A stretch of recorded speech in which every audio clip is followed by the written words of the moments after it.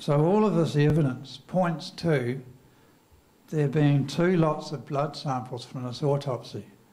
One lot that was blood alcohol concentration tested, and those samples came from the other body. The other lot of samples were subjected to DNA testing later on, and those samples came from Henri Paul.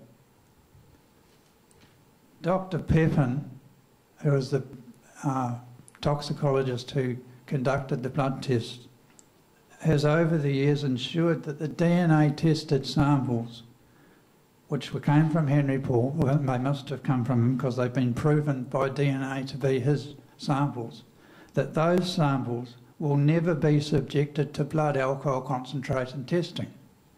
And I take you to page 35.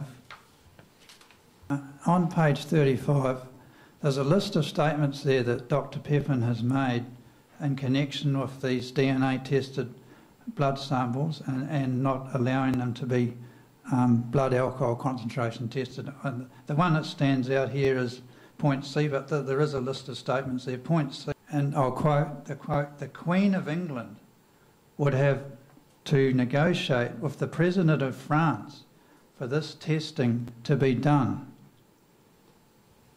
Now, the issue is, of course, why has Dr. Pepin ensured that the DNA tested samples would not be subjected to blood alcohol testing?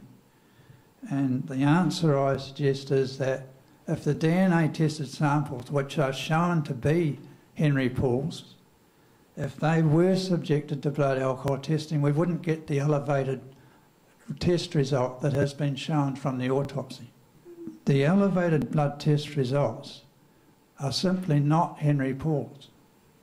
The Henri Paul who drove the Mercedes into the Elmer Tunnel at 12:23 a.m.